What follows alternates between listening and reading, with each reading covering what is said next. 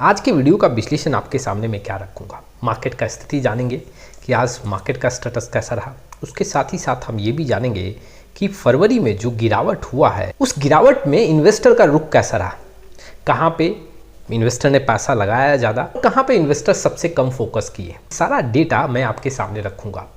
Beat cap, small cap, large cap, multi cap, flexi cap, फरवरी के month में आंकड़ा कैसा रहा वो सारा डेटा मैं आपके सामने रखूँगा। चलिए शुरुआत करते हैं। लेकिन आप में से बहुत ऐसे इन्वेस्टर हैं जिनको पोर्टफोलियो रिव्यू और डिज़ाइन को लेकर प्रॉब्लम है। डिस्क्रिप्शन बॉक्स में आए डिटेल चेक करें और व्हाट्सअप नंबर के थ्रू आप हमारे साथ जुड़ सकते हैं।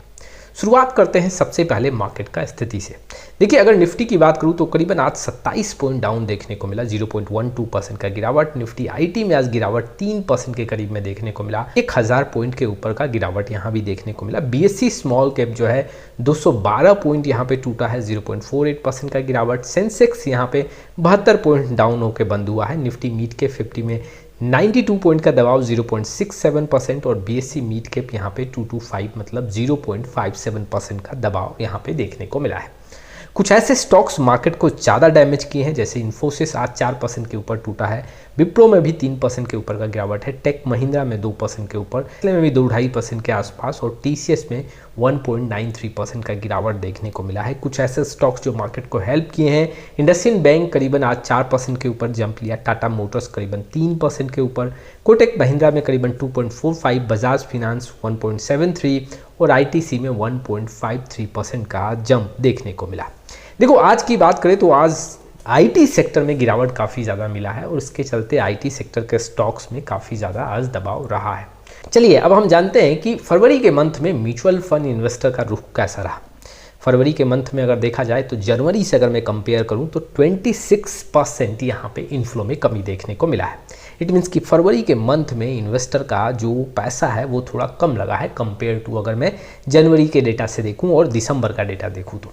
चलिए जानते हैं वन बाय वन। सबसे पहले डेप्ट ओरिएंटेड स्कीम से स्टार्ट करते हैं। मैं डेप्ट ओरिएंटेड स्कीम्स की बात करूं तो देखो, यहाँ पे अगर आप देखोगे जनवरी के मंथ में जो यहाँ पे 1,28,000 करोड़ का पॉजिटिव नेट इन्फ्लो देखने को मिल रहा था, वो घट के यहाँ पे नेगेटिव देखने को मिल रहा है। 6,525 करोड़ का नेगेटिव नेट इन्फ्लो है और ये फरवरी का आंकड़ा है। अगर वही आप दिसंबर का आंकड़ा देखोगे तो दिसंबर में ये नेगेटिव आंकड़ा था करीबन 1,27,000 करोड़ का।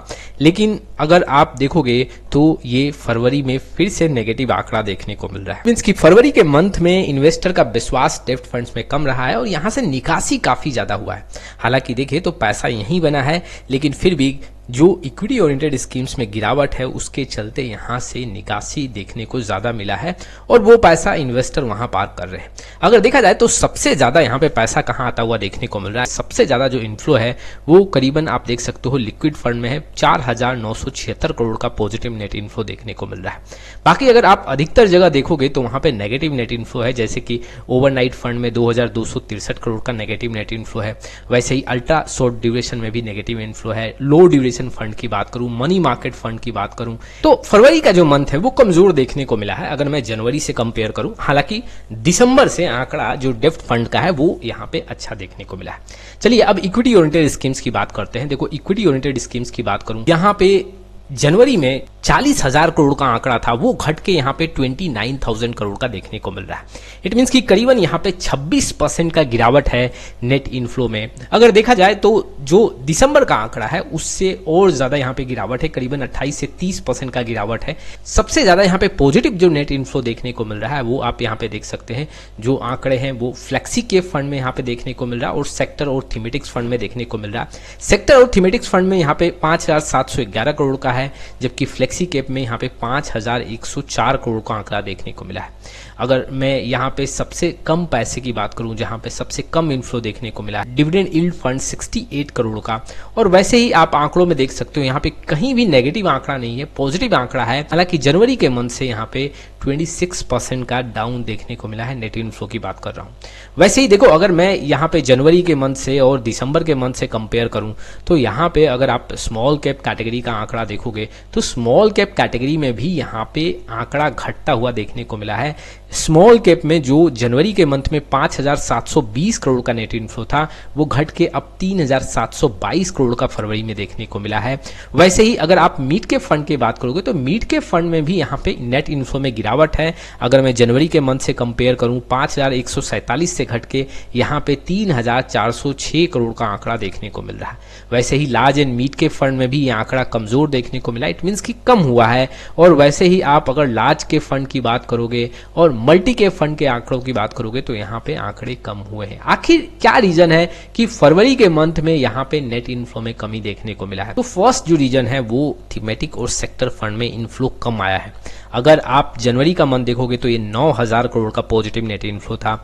वहीं पे अगर आप दिसंबर में देखोगे तो 15,000 करोड़ के ऊपर का नेट इनफ्लो था, जो घट के 5,711 करोड़ का देखने को मिला है। थीमेटिक और सेक्टर फंड में पैसा आ रहा था, वो अब यहाँ पे कम होता हुआ देखने को मिला है। आखिर ऐसा क्यों हुआ? देखो, फरवरी के मंथ में अगर आप आंकड़े देखोगे, पिछले 2 महीने 3 महीने का आंकड़ा देखोगे तो सेक्टर और थीमेटिक्स फंड्स यहाँ पे जो एनएफओ के तौर पे आते हैं वो काफी कम आए हैं, जिसके चलते यहाँ पे जो इनफ्लो है वो काफी कम हुआ है।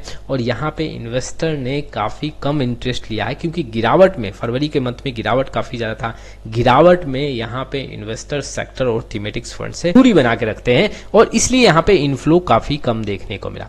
अगर मैं कुछ और रीजन की बात करूँ, जैसे कि स्मॉल कैप हो गया, मिड कैप हो गया, यहाँ पे अगर आप मल्टी कैप की बात करोगे, large and mid cap, large cap में आंकड़ों में यहाँ पे कमी देखने को मिला है। फरवरी के मंथ में यहाँ पे जनवरी से अगर आप कंपेयर करोगे तो ये आंकड़े सारे कम हुए हैं। इसके चलते यहाँ पे इक्विटी ओरिएंटेड स्कीम्स में नेट इनफ्लो काफी कम देखने को मिला है।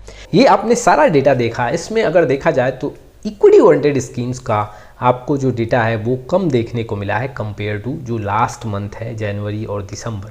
तो फरवरी के मंथ में गिरावट काफ़ी ज़्यादा हुआ था और इन्वेस्टर डरे और सहमे भी हुए थे कि पैसा लगाना है या नहीं लगाना है। बहुत इन्वेस्टर ने पैसा निकाल भी लिया और इसके चलते यहाँ पे इनफ्लो में कमी देखने को मिला। इक्विटी ओरिएंटेड स्कीम्स में इनफ्लो काफ़ी ज़्यादा बढ़ता हुआ देखने को मिलेगा। जब मार्केट थोड़ा सा भी रिकवर करेगा, इन्वेस्टर यहाँ पे भर भर के पैसा लगाएंगे। हालांकि देखो, हर एक इन्वेस्टर को अपने रिस्क के अकॉर्डिंग म्यूचुअल फंड में फोकस करना चाहिए।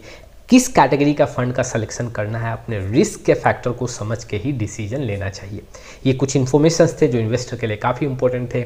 आप में से बहुत ऐसे इन्वेस्टर हैं जिनको पोर्टफोलियो रिव्यू और डिज़ाइन को लेकर प्रॉब्लम है। डिस्क्रिप्शन बॉक्स में आए डिटेल चेक करें और व्हाट्सएप नंबर के थ्रू हमारे साथ जुड़ सकते हैं। फिर मिलेंगे एक नए वीडियो के साथ, तब तक के लिए जय हिंद, जय भारत।